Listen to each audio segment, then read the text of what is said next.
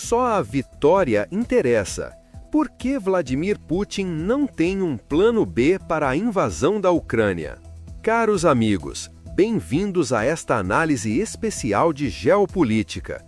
Prepare-se para mergulhar em uma das decisões mais arriscadas da história recente, uma escolha que transformou o leste europeu em palco de destruição, reacendeu tensões entre potências e colocou o mundo em alerta permanente. Hoje, vamos revelar por que Vladimir Putin, ao autorizar a invasão da Ucrânia em 2022, decidiu seguir adiante, sem desenvolver um plano alternativo. Por que apostou tudo em uma única rota, acreditando que a vitória seria inevitável? E como essa falta de estratégia reserva pode ter conduzido a Rússia a um conflito prolongado, onde o tempo, os custos humanos e a realidade internacional se tornaram seus maiores adversários. Quando a Rússia cruzou as fronteiras da Ucrânia naquele mês de fevereiro, o Kremlin acreditava estar iniciando uma operação rápida, quase cirúrgica. Um ataque de grande impacto psicológico projetado para quebrar a resistência antes mesmo que ela se desenvolvesse. Uma manobra inspirada no conceito alemão de guerra relâmpago, a famosa Blitzkrieg. A expectativa era clara: tomar Kiev em poucos dias, capturar ou neutralizar a liderança ucraniana e forçar o mundo a aceitar um novo equilíbrio político na região. Acreditava-se que a Ucrânia, isolada e fragilizada, não teria como resistir, e que a Europa, dependente do gás russo e emocionalmente inclinada ao apaziguamento, buscaria rapidamente uma saída diplomática para evitar escaladas. Mas, como veremos, quase tudo saiu diferente do previsto. O que era para ser relâmpago tornou-se prolongado. O que era para ser eficiente tornou-se custoso. O que era para ser visto como exemplo de força passou a ser percebido como símbolo de desgaste. Para entender o motivo dessa desconexão entre expectativa e realidade, é preciso olhar para a mentalidade de Vladimir Putin. E esse é o ponto central desta análise.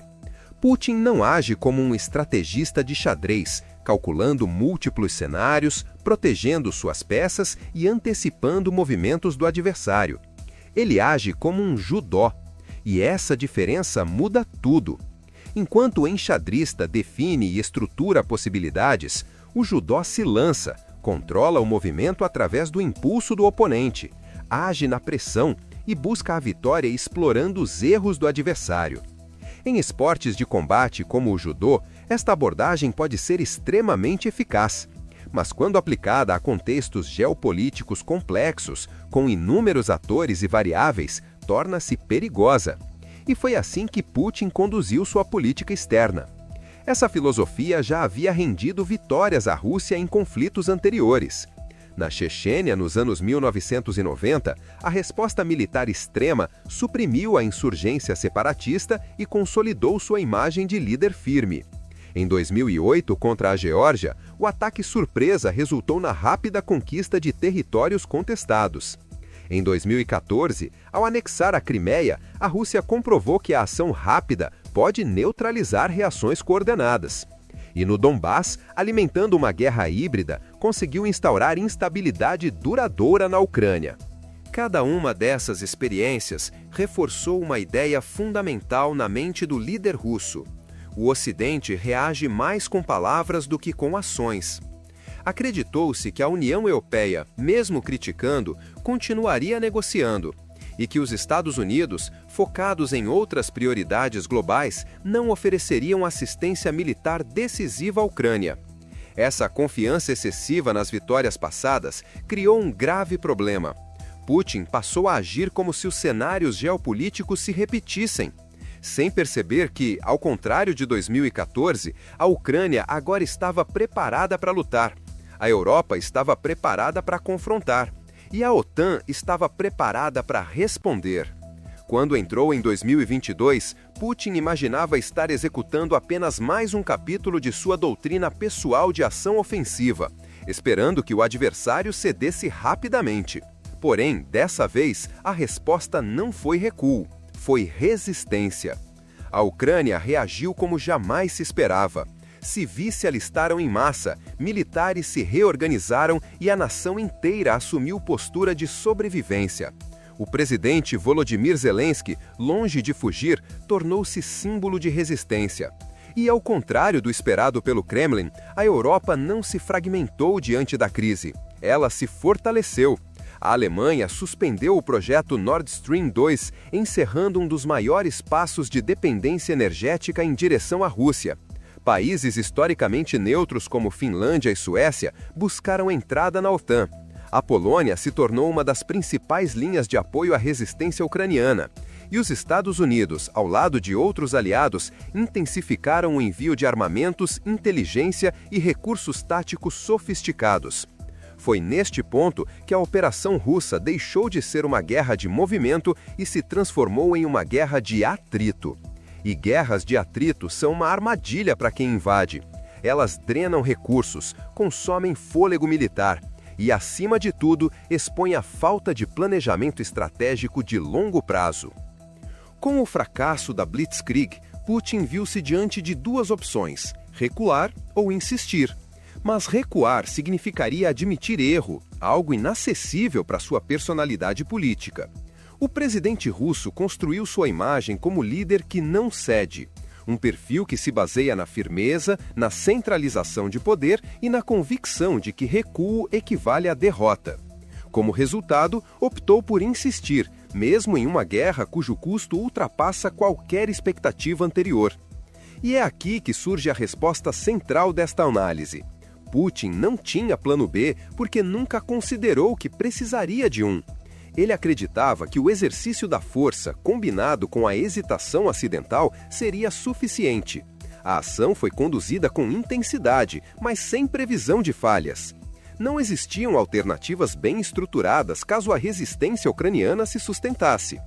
Hoje, com o conflito prolongado e o desgaste contínuo, a Rússia está diante de graves consequências. As sanções econômicas atingem setores estratégicos, a recessão avança, a dependência comercial da China cresce.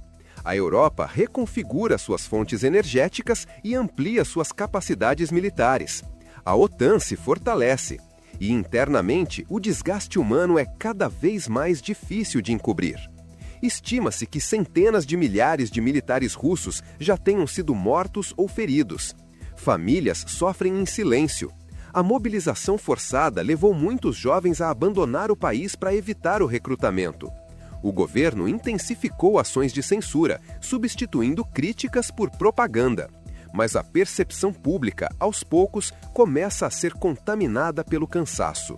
No campo militar, a estratégia se concentra em ganhos limitados, ocupando áreas devastadas e altamente contestadas.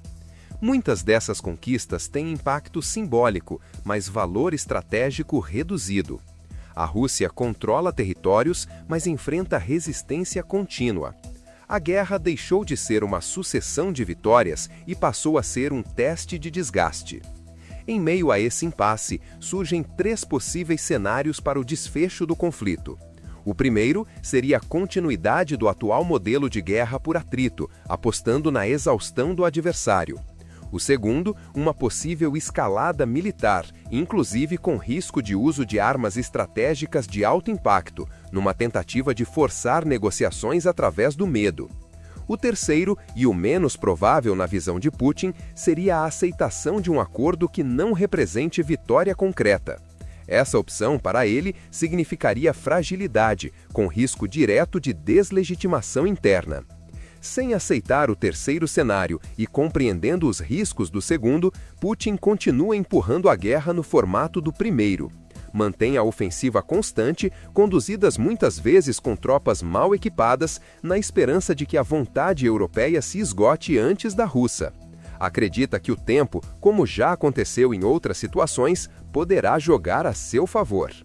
Entretanto, a análise dos acontecimentos indica que, desta vez, o tempo não favorece o agressor. Cada mês de guerra intensifica o desgaste da estrutura militar e econômica da Rússia, reduz sua influência diplomática e amplia a desconfiança interna. Em 2022, Putin entrou acreditando que enfrentaria a Ucrânia de 8 anos atrás, mas o país era outro. E a Europa também. O que antes era apatia transformou-se em resistência. O que antes era dependência energética converteu-se em independência estratégica. O que parecia uma vitória rápida transformou-se em um labirinto político onde a única saída vista pelo Kremlin é insistir. Hoje, sem uma estratégia clara de vitória e sem um plano B possível, Putin continua a guerra não por convicção militar, mas por sobrevivência política. Para ele, recuar é admitir que estava errado. E esse é o único cenário que considera inadmissível. Por isso, mesmo diante das adversidades crescentes, o regime insiste. Porque, na visão de Putin, só a vitória interessa.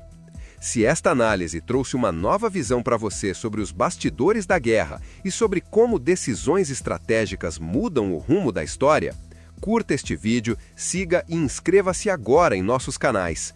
Ative as notificações para acompanhar as próximas análises e não perder nenhuma atualização. Aqui revelamos o que está por trás das decisões que mudam o mundo.